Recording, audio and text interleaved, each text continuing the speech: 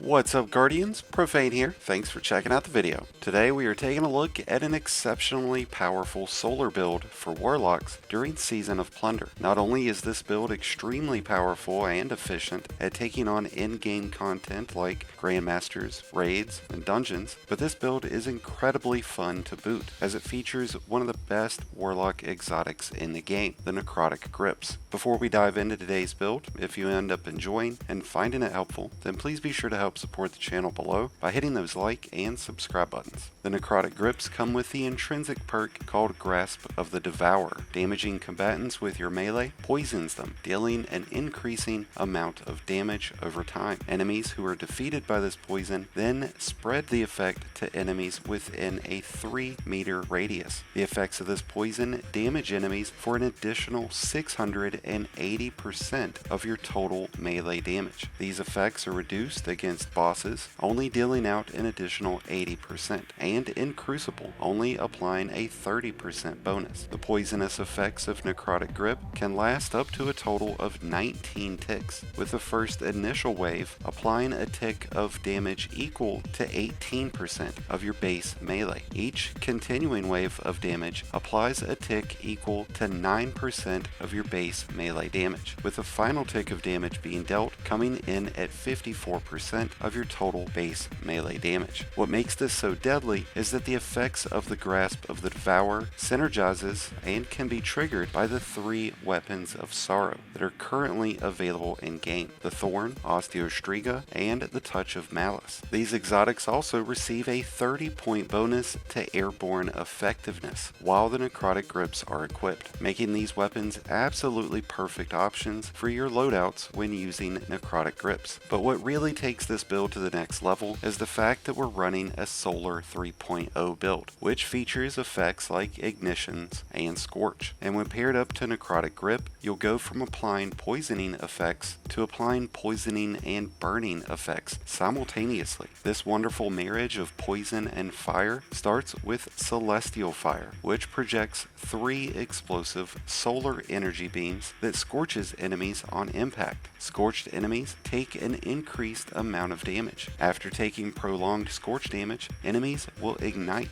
exploding in a fiery wave. With Ember of Searing active, you'll get melee energy for defeating all of those scorched enemies, along with a 10-point boost to your recovery. And with Ember of Charge, your solar ignitions from any source will be able to spread to other nearby enemies, leaving you with even more melee energy. Ember of Char will provide a 10-point boost to your discipline. We're also using Ember of Wonder, as it will create orbs after defeating enemies with ignitions, allowing you and your teammates to get supers more quickly and be able to reap the benefits of mods that call for orb pickup. And for the final fragment, we're using Ember of Torches. With this equipped, you'll give your charged melee attacks the ability to imbue you and your allies in Radiance, which will provide you with a significant boost to weapon damage, which there are a number of exceptionally strong weapons that synergize exceptionally well with this build. We already spoke of the benefits from the Weapon of Sorrows, but weapons that come with Scorch and Incandescent will pair up extremely well also. Weapons like the Callous Mini Tool, the Jotun, Taiku's Divination, the Staccato, the BXR Battler, all of these will provide you with amazing synergy when paired up with this Necrotic Grip build. And since you'll be meleeing most every enemy you face, having shotguns with 1-2 punch will come in handy. As far as solar aspects go, the only option Warlocks have to provide any improvement to your melee abilities would be Heat Rises, but even still, it only provides you with extra melee energy after final blows while airborne, which can be effective with the right playstyle. But since Icarus Dash and Touch of Flame provide us with improvements to both grenades and movement, I find these to be better options overall. Since this build relies heavily on the use of melee attacks, it's important that we set up our armor and mods to accentuate this attribute. And because of that, it will be important to maintain a high amount of strength with your build, which will reduce the base time that it takes for your charged melee to replenish. Outside of strength, you want to apply heavy focus towards recovery, with resilience being extremely important when jumping into activities like Grandmasters. In terms of mods that you want to run with this build, Melee Kickstart will play an important role, as it will restore a portion of your melee energy after using a charged melee melee. The arc mod called Heavy Handed is another extremely beneficial mod to this build, as you'll receive half of your melee energy back after using a charged melee while charged with light.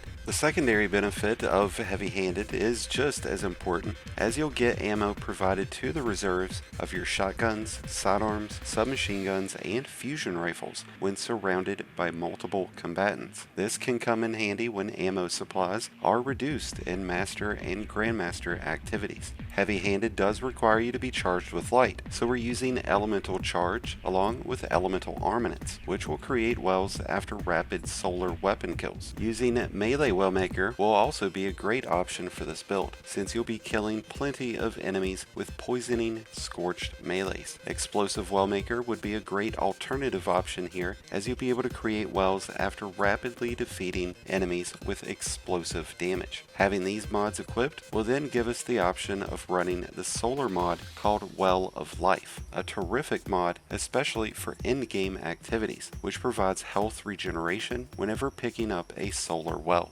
Another excellent way to get health back will be to use the Solar Boots mod called Recuperation, or the Void Boots mod called Better Already. Either of these mods will be very effective, as they provide health after picking up orbs, which you'll be making plenty of, especially when adding on Harmonic Siphon onto your helmet, which will then create orbs from solar weapon kills. This will be in addition to the orbs that you'll already be creating thanks to Ember of Wisdom. And speaking of wisdom, I find it extremely beneficial to run the Font of Wisdom mod, especially for Warlocks running Well of Radiance. Font of Wisdom will improve the regeneration of your super after picking up a well by boosting your intellect to tier 10 for 30 seconds. And to improve the super regeneration even further, the Arc Helmet mod called Hands On will provide you with super energy after defeating enemies with melees. And with helmets in mind, Season of Plunder offers an extremely beneficial